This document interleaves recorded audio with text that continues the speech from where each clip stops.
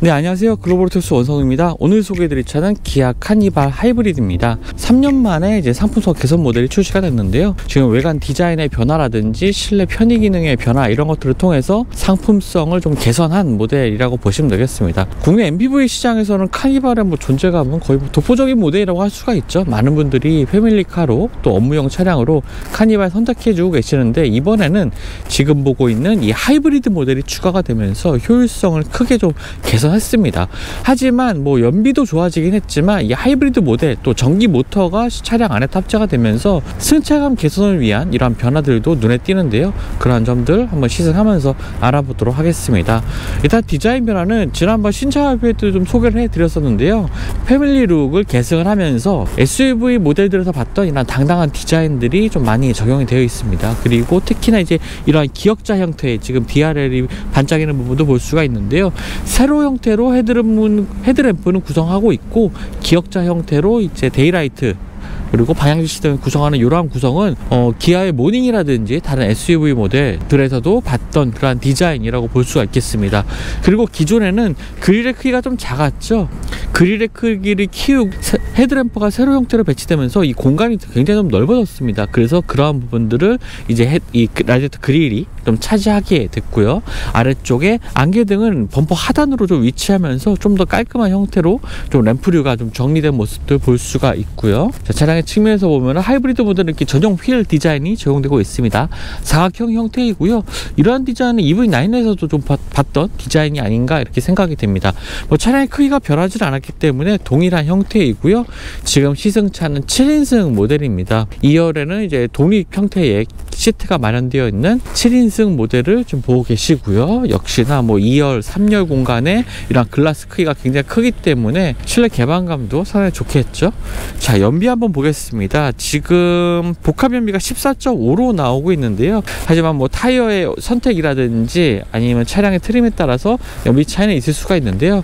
역시 그래도 연비하면 하이브리드 모델을 선택하시는 게 좋을 것 같습니다. 자, 차량의 뒤쪽으로 보면은 리어램프의 형태도 이렇게 끝까지 이어져 있는 커넥티드 형태로 리어램프의 구성도 좀 달라진 것 볼 수가 있고요. 번호판이 기존보다 좀 아래로 내려왔습니다. 그리고 이제 도어를 여는 손잡이가 이 아래쪽에 위치를 하게 되는 거죠. 범퍼의 디자인도 살짝 달라진 부분, 이런 부분들을 확인할 수가 있고요. 전체적으로 최근 출시되고 있는 기아의 패밀리룩을 이어가면서 보는 순간 카니발임을 좀 알 수 있게 하는 이런 모습도 보여주고 있습니다. 특히 이제 2열 쪽에 글라스의 넓이가 상당히 좀 시원하게 뻥 뚫려 있는 것도 볼 수가 있네요. 지금 썬팅이 되어 있지 않은 차량인데 실내까지 아주 훤하게 보이는 모습이 인상적입니다. 자, 도어를 열어보면요, 아래쪽에 수납 공간 보이고 있는데요. 3열은 아래쪽 트렁크 하단으로 이제 시트가 완전히 수납되는 형태입니다. 자, 넣는 방법은요, 일단 요 안쪽에 레버를 잡고 당기게 되면요, 네, 이런 식으로 시트가 접혀서 아래쪽으로 수납되는 형태입니다. 네, 이쪽에 시트도 마찬가지로 이런 식으로 접어서 이렇게 수납을 할 수가 있고요. 수납하게 되는 경우는 상당히 깔끔하게 이 뒤쪽에 평탄화가 잘 되는 이런 구성을 보여주고 있죠. 사실 9인승 모델 같은 경우에는 비상시에 사실 4열까지 사용할 수 있는 모델이라고 보시면 되겠는데, 지난번 신차 발표 때도 소개를 해드렸지만 4열까지 모두 다 쓰기에는 이 무릎 공간이 여유가 정말 없습니다. 그래서 정말 많은 인원이 타야 되는 차량이 아니라면은 그냥 7인승 모델을 선택하시는 게 시트 구성이라든지 적재 공간 구성 이런 점에 있어서도 굉장히 유리하지 않을까라고 생각이 되고요. 지금 이렇게 3열 시트를 접은 상태에서는 정말 넉넉한 적재 공간을 사용할 수가 있기 때문에 나름 짐도 많이 실을 수 있고, 이 독립 시트를 통해서 상당히 편안하게 이동할 수 있는 이러한 장점을 가진 모델이 7인승 모델이라고 좀 생각이 됩니다. 네, 이제 1열 공간입니다. 전체적인 레이아웃이 그렇게 크게 바뀌진 않았지만 실내 구성이라든지 특히나 이제 디스플레이 같은 경우에 좀 변화점을 좀 찾을 수가 있죠. 이런 점도 확인해 보겠고요. 최근 측면에서 도어 트림이라든지 안쪽의 소재는 기존의 카니발에서 보던 소재들과 좀 동일한 모습입니다. 네, 스티어링 휠의 디자인은 이러한 형태로 되어 있고요. 왼쪽에는 메뉴 버튼들, 그리고 오른쪽에는 주행 보조 시스템과 관련된 버튼들이 마련이 되어 있고요. 특히나 이 12 1.3인치 디스플레이가 이제 약간 커브드 형태로 구성되어 있는 이런 점들 때문에 시인성이라든지 운전자 중심의 이러한 전체적인 공간 구성 이런 것들을 좀 확인을 할 수가 있습니다. 아래쪽에는 메뉴 버튼들이 더 마련되어 있고요. 터치 형태로 조작하는 이러한 부분들은 이제 익숙한 부분이죠. 공조장치와 뭐 메뉴 버튼들을 이렇게 함께 한 화면에 구성한 이러한 구성은 상당히 좀 마음에 드는 구성이긴 한데, 사실 햅틱 반응이 전혀 없습니다. 그냥 운전자가 잘 알아서 터치를 해야 되는데, 사실 주행 중에 이러한 메뉴들을 터치를 했을 때 내가 뭔가 기능을 제대로 활성화시켰든지 알 수 있게 해주는 반응이 바로 햅틱 반응이거든요. 그런 점들이 좀 적용이 안 된 건 좀 아쉽긴 하네요. 그리고 아래쪽에는 C타입 포트들 마련되어 있고, 지금 스마트폰 무선 충전 패드는 한쪽만, 오른쪽에만 구성이 되어 있습니다. 키는 이러한 형태로, 요즘 나오는 기아의 키들은 다 이런 형태로 생겼죠. 이런 형태로 구성이 되어 있고, 기어 노브도 기어 전환은 이렇게 다이얼 형태로 되어 있는 점들 확인할 수가 있습니다. 스티어링 열선, 그다음 히팅 기능은 3단계로 조절이 가능하고요. 360도 어라운드 뷰 카메라까지 옵션으로 선택되어 있는 차량입니다. 지금 차량의 주변을, 차량의 크기가 상당히 좀 크다 보니까 이렇게 주변을 확인하고 360도 어라운드 뷰 카메라를 통해서 차량의 주변을 확인해서 주행하는 게 안전운전에 큰 도움이 될 것 같고요. 자, 드라이브 모드는 보시는 것처럼 에코, 스포츠, 스마트로 나눠져 있는데요. 뭐 카니발이라는 차량의 특성상 뭐 에코 모드나 스마트 모드로 놓고 주행을 하신다면은 특별히 신경 안 쓰고 주행하실 수가 있을 것 같습니다. 인포테인먼트 시스템의 구성은 뭐 요즘에 보여지고 있는 기아의 인포테인먼트 시스템 구성이고요. 그 다음에 빌트인 같은 기능들도 활성화를 시킬 수가 있는데요. 지금 메뉴 중에 이 시네마 메뉴로 가보게 되면은 OTT 서비스를 활용할 수 있는 부분도 좀 특징이 되겠습니다. 만약에 주차 모드로 사용하는 경우에만 사용할 수 있다고 메시지가 나오고 있고요. 왓챠라든지 U+ TV, 뭐 웨이브 같은 상태 이런 OTT 서비스를 차량 안에서도 이용을 할 수가 있습니다. 자, 암레스트 아래쪽에도 넓은 수납 공간 마련되어 있고요. 트레이도 위치를 해 있네요. 시트, 조수석 시트는 릴렉스 시트를 조정할 수가 있고, 시트 각도, 앞뒤 위치까지도 이곳에서 조절을 할 수가 있습니다. 자, 그럼 핵심 공간이라고 할 수 있는 2열 시트로 한번 넘어가 보자. 네, 이제 2열 공간을 살펴보겠습니다. 완전히 분리된 형태의 이 독립 시트가 적용된 2열 공간 보고 계시고요. 아무래도 장거리 이동이라든지 뭐 편의성 이런 부분에 있어서는 조금 더 2열 시트가 이렇게 분리된 형태가 더 편안하게, 또 장거리 주행에서도 좀 유리할 것 같습니다. 그리고 이 시트에 정말 많은 기능들이 있는데요. 일단 슬라이딩을 통해서 시트의 앞뒤 위치를 조절하고, 또 요 레버 같은 경우는 시트의 좌우 위치를 이제 슬라이딩을 통해서 네, 이런 식으로 조절할 수가 있습니다. 가운데를 통해서 이제 3열로 가는 경우에는 요 레버를 당겨서 공간을 만들 수가 있겠죠. 자, 그리고 이 시트에는 각도를 조절할 수 있는 기능이 있는데요. 지금 요 아래쪽에 보면은 홀드 버튼이 있습니다. 요 버튼을 조금 길게 누르게 되면은 네, 시트가 이런 식으로 뒤로 누우면서 정말 편안한 시트 포지션을 만들어주는 부분도 볼 수가 있고요. 요 아래쪽에 레버를 당기게 되면은 네, 이렇게 종아리를 받칠 수 있는 부분이 확장이 되는 것도 볼 수가 있습니다. 최대한 시트를 좀 뒤로 밀고 이 부분까지 모두 다 확장하게 된다면 굉장히 편안하게 이동할 수 있는 독립 시트가 마련이 되겠죠.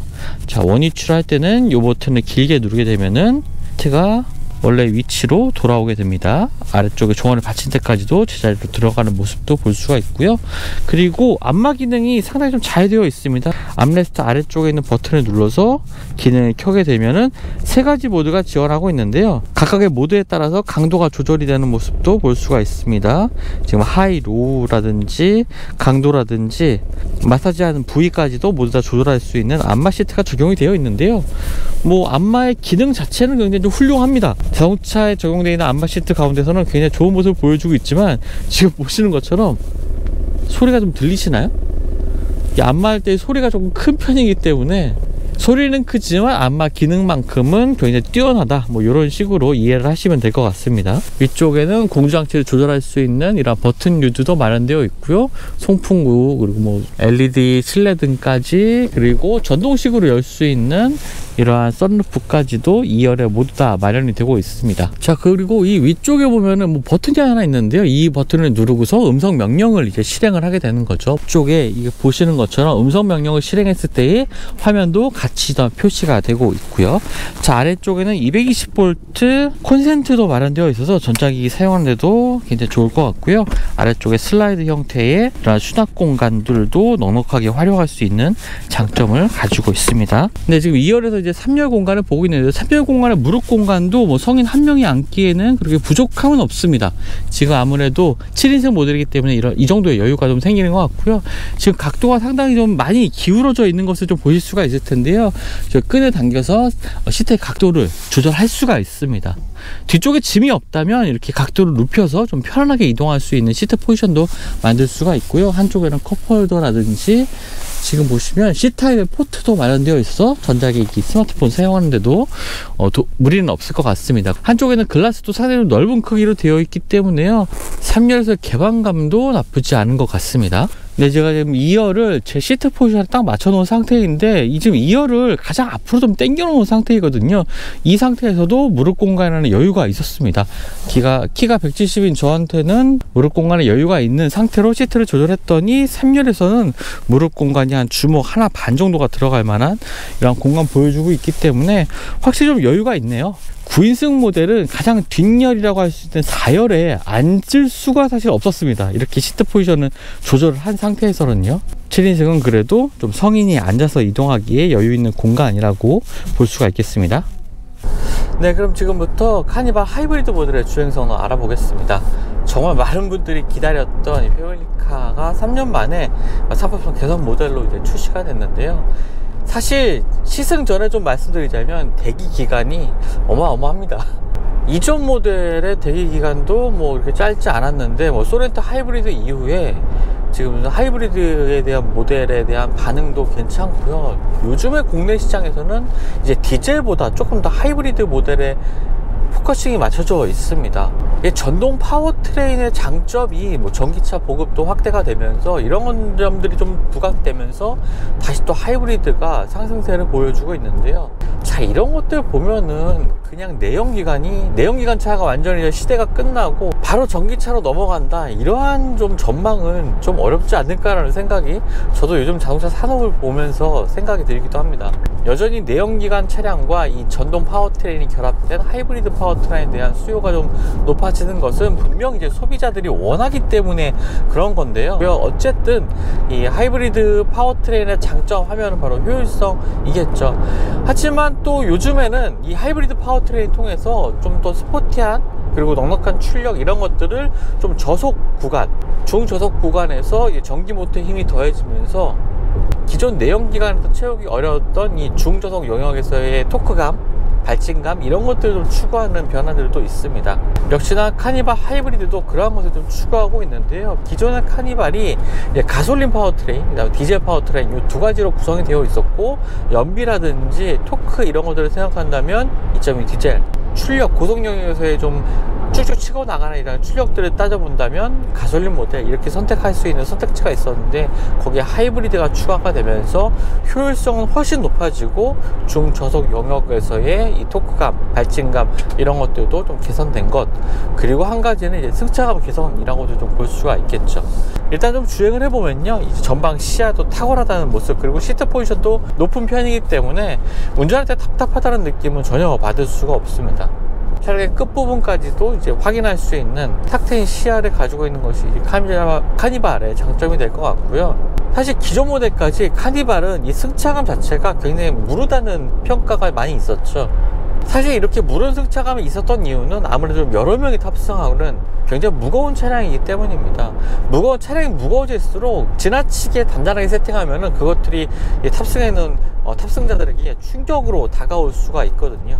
하지만 그런 것들 좀 최대한 억제하기 위해서는 좀 부드러운 승차감을 좀 가져갈 수밖에 없는데, 그런 것이 좀 반영됐기 때문에 카니발은 대체적으로 좀 굉장히 무른 승차감을 보여줬습니다. 하지만 이 하이브리드 모델은 그런 점에서 좀 개선을 이뤘는데요. 이 안에 차량 안에 전기 모터가 들어가잖아요. 이런 것이 단순히 차량을 주행할 때 힘을 더해주는 것 뿐만 아니라 차량의 자세 대열을 조절하는 부분에도 이 전기 모터의 힘이 들어가게 됐습니다.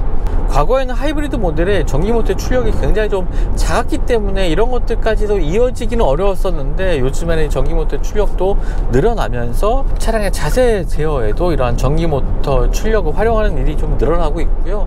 그런 것들이 이제 하이브리드 모델에도 반영이 됐습니다. 확실히 과거의 모델들과 비교했을 때 차량이 좀 더 안정적으로 주행한다는 느낌을 좀 받게 하고요. 요철에서도 전반적으로 스티어링 조향을 했을 때의 이러한 느낌들도 뭐 차량의 그 좌우 롤이 느껴지는 차량이긴 하지만 굉장히 기존 모델보다는 수평을 잘 유지를 하고 있습니다. 그래서 운전할 때 좀 안정적으로 운전할 수 있는 점들도 있겠지만 2열이라든지 3열 승객들이 기존에는 좀 멀미를 느꼈다면 그런 점들도 상당히 좀 잘 억제하고 있는 변화가 아닌가 생각이 되고요. 승차감이 진짜 많이 좋아졌네요. 단순히 물렁물렁하고 출렁출렁대는 카니발에서 속도를 높여서 좀 코너를 돌아 나갈 때도 굉장히 차량이 안정적이라는 느낌이 좀 강하게 드네요. 이전 모델보다 확실히 승차감은 좀 개선됐습니다. 하지만 가솔린 모델은 또 모르겠네요. 확실할 수 있는 것은 이 하이브리드 모델만큼은 승차감에 있어서 좀 더 안정적이라는 느낌을 좀 강하게 받게 됩니다. 출력 자체는 가솔린 모델이 50마력 가까이 훨씬 높습니다. 295마력에 3.5L 배기량을 갖추고 있는 가솔린 엔진은 고속 영역에서는 확실히 좀 치고 나가는 맛이 좀 있을 것 같은데요. 하지만 카니발입니다. 이 차는요, 벤 차량이고 많은 사람들이 좀 이동하는 것에 좀 맞춰진 특화된 차량이기 때문에 하이브리드 모델처럼 이렇게 중저속 영역에서 전기모터의 힘이 더해지면서 좀 더 여유 있는 출력, 이런 것들이 이제 추구되는 하이브리드 모델이 카니발에는 좀 더 맞는 파워트레인 특성이지 않나 라는 생각이 들기도 합니다. 결론적으로 말씀드리자면 출력 차이는 나긴 하지만 하이브리드 파워트레인이 가지고 있는 장점이 굉장히 좀 크기 때문에 결국은 또 하이브리드에 조금 더 마음이 기우는 편이 있는데요. 실제로 유지비 측면을 계산해 봐도 하이브리드가 굉장히 좀 유리한 측면은 있습니다. 연비 차이가 거의 2배가 가까이 납니다. 특히나 이제 도심 주행이 많아질수록 하이브리드 모델의 장점은 더욱더 부각이 되겠죠. 거기다가 자동차세 부분에 있어서도 뭐 하이브리드 모델이기 때문에 이런 부분에서 혜택을 받기 때문에 유지비 측면은 이제 하이브리드 모델이 유리한 점이 맞습니다. 근데 또 생각해보면 이 차량 가격이 하이브리드 모델이 좀 더 비싸거든요. 한 500만원 가까이 3.5L 가솔린 모델과 같은 트림을 비교했을 때 좀 차이가 나다 보니까 전반적으로 봤을 때는 유지비 측면에서는 조금 더 저렴하고 차량 가격에서는 좀 더 높기 때문에 이런 점들이 상쇄가 돼서 한 3년 정도 탄다 생각했을 때는 가솔린 모델과 이제 하이브리드 모델의 가격차가 거의 이제 같은 수준으로 나게 됩니다. 그러니까 초기에 좀 더 많은 비용을 들이느냐, 아니면 장기적으로 봤을 때 유지 측면에 좀 장점이 있느냐, 이런 점들에서의 차이가 이제 가솔린 모델과 하이브리드 모델의 차이라고 보시면 되겠는데요. 그래도 저라면 이 초기 비용이 조금 높긴 하더라도 유지비 측면에서 좀 장점이 있고 자동차세 측면에서도 장점이 있는 하이브리드 모델을 좀 추천드리고 싶습니다. 실제로 많은 구매 고객들, 이번에 사전 계약을 했던 많은 분들의 한 90% 가까이가 하이브리드 모델을 좀 계약을 했다고 합니다.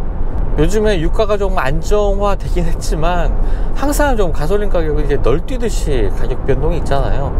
그러한 좀 변동성에 좀 효율적으로 대응하기 위해서는 연비 좋은 차량을 좀 운전하는 것이 큰 도움이 되겠죠.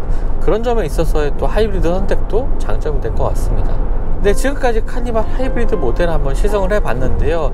확실히 이 전동 파워트레인이 주는 안정적인 승차감, 이런 것들이 더해지면서 기존에 좀 출렁출렁하기만 했던, 때로는 좀 멀미까지 유발했던 이 카니발의 승차감이 하이브리드 모델에서는 확실하게 좀 개선됐다는 느낌을 받게 됩니다. 거기다가 기존에는 디젤 모델이 연비가 좋은 이 파워트레인이었지만 이 디젤 모델의 진동이라든지 소음을 완전히 느낄 수 없는 점도 하이브리드 모델의 장점이 되겠죠. 진짜 아쉬운 점은 0.3 차이로 하이브리드 세제 혜택을 받지 못하게 된 건데요. 그런 점들은 좀 아쉽긴 합니다. 자, 어찌됐건 간에 정말 이 카니발 하이브리드는 국내에서 독보적인 존재감을 좀 발휘할 것 같습니다. 많은 분들이 오랫동안 대기를 하시겠지만 그만큼의 좀 가치를 가지고 있는 차량이 카니발 하이브리드가 아닐까 이렇게 생각이 되고요. 최근에도 리콜 이슈가 터지긴 했지만 리콜은 본격적인 판매가 이루어지기 전에 좀 제조사가 좀 적극적으로 대처했다 라고 평가를 하는 게 맞을 것 같습니다. 무작정 이게 뭐 차량에 이상이 있다, 이상이 생겼다 라는 부분으로 평가하시지 말고 빠른 대처, 빠른 대응이라고 평가를 해 주시는 게 좀 맞는 판단이지 않나 라는 생각이 들기도 합니다. 네, 지금까지 글로벌 투스 원선웅이었고요. 저는 또 다음 시승 통해서 만나 뵙도록 하겠습니다. 감사합니다.